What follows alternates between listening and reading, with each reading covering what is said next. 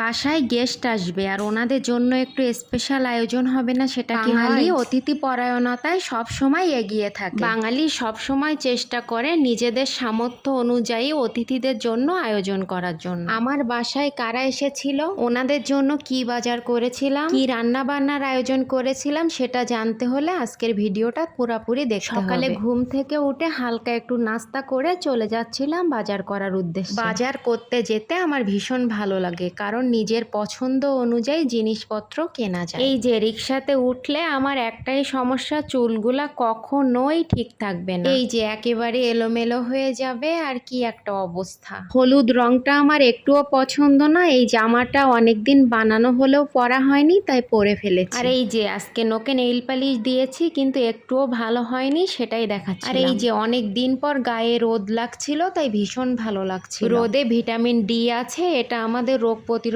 ক্ষমতা বাড়ায় এবং শরীরের জন্য অনেক ভালো। তাই গায়ে রৌদ্র মাখতে মাখতে চলে যাচ্ছিলাম বাজার করতে। এই যে রিক্সাটা এখান থেকে ডান দিকে ঘুরবে, তাই রিক্সাওয়ালা মামা হাত দিয়ে বুঝাচ্ছিল যে রিক্সাটা এদিকে টার্ন করবে। এই যে প্রায় আমরা বাজারে পৌঁছে গিয়েছি।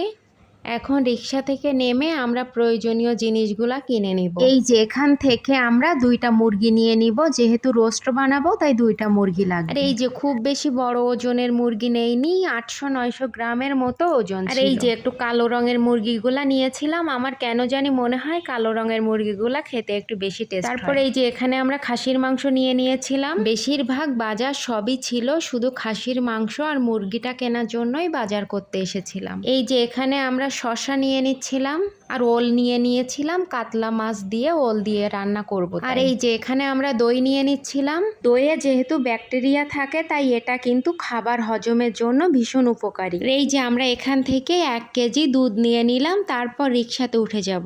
এই যে আমরা রিক্সাতে উঠলাম, তারপরে বাসায় চলে যাচ্ছি। আর এই যে বিভিন্ন রং দিয়ে দেয়ালগুলাকে কি সুন্দরভাবে ফুটিয়ে তুলেছে।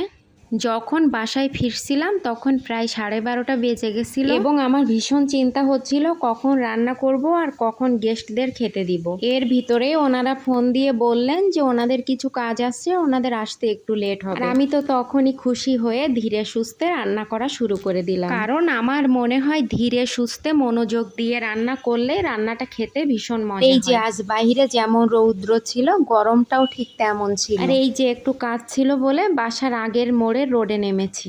এই যে নেমে হেঁটে বাসায় চলে যাচ্ছি, আর রিক্সা থেকে নেমেছিলাম বলেই হয়তোবা এই ফুলগুলা দেখা পেলাম। ফুলগুলা দেখতে এত সুন্দর লাগছিল, 2টা কালারই অসম্ভব সুন্দর ছিল। আর এই যে বাসায় এসে ঝালঝাল করে খাসির মাংস রান্না করা হয়েছে। আজকে এত বেশি তাড়াহুড়ায় রান্না করেছি যে ভিডিও করা হয়নি, কিন্তু আমার রান্না শেষ হওয়ার প্রায় 1.5 ঘন্টা পরে ওনারা এসেছিলেন। এই যে মুরগি দিয়ে রোস্ট বানিয়েছি, কাতলা মাছ ভুনা করেছিলাম, ওল দিয়ে রান্না করতে দেরি হবে বলেই ভুনা করেছি, ডিমের কোরমা করেছিলাম। আজকের মতো এই পর্যন্ত, আবার দেখা হবে পরবর্তী কোনো ভিডিওতে। ততক্ষণ সবাই ভালো থাকবেন, সাবধানে থাকবেন এবং প্রমাস স্টোরির পাশে থাকবেন।